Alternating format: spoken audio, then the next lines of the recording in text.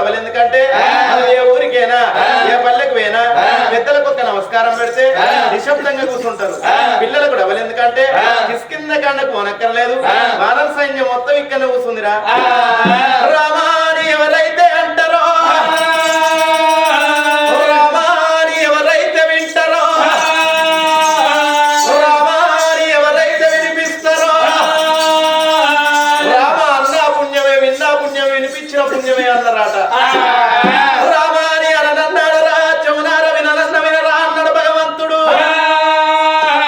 కాళ్ళు ఉన్నప్పుడు నడవసాగాలే, చేతులు ఉన్నప్పుడు కీర్తన ఎన్నో అన్నారు. హరినామస్మరణ ఏమాలవుడు చేసిన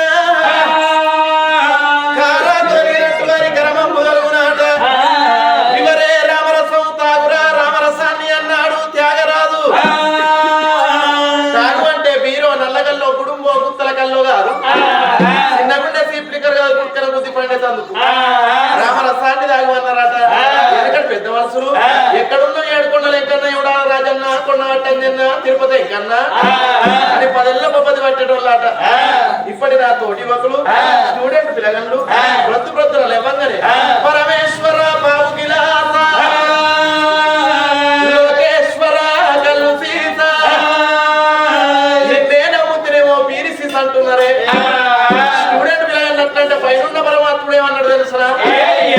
మీరు వంగినట్టు వంగకురా, పిల్లటంగా దొబ్బల పడకురా, సారదాయంగా సంతోషపడకురా.